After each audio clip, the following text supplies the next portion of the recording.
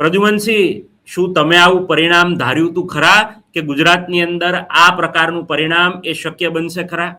જાનકી નાથે પણ નહોતું જાણ્યું કે કોઈ પત્રકારોએ પણ નહોતું ધાર્યું કે કોઈ વિશ્લેષકોએ નહોતું ધાર્યું કે આવું પરિણામ આવશે. ચોક્કસ આપણે ધાર્યું તો ચોક્કસ કે ભગવો લહેરાશે, પરંતુ ભગવો આટલી હદ સુધી લહેરાશે એ તો કોઈએ જાણ્યું નહોતું.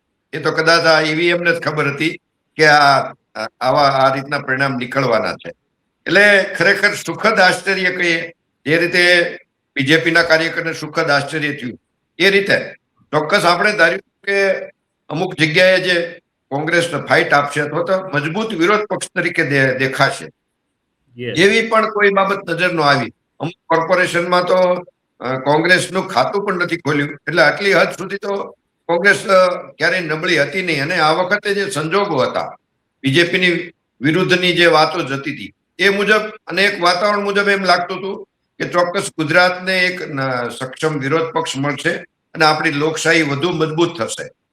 પરંતુ એનાથી વિરુદ્ધ થયું છે. આ પરિણામથી એવું લાગે છે કે હવે ગુજરાતમાંથી લોકશાહીના વળતા પાણી થઈ રહ્યા છે અને કોંગ્રેસના પણ વળતા પાણી થઈ રહ્યા છે.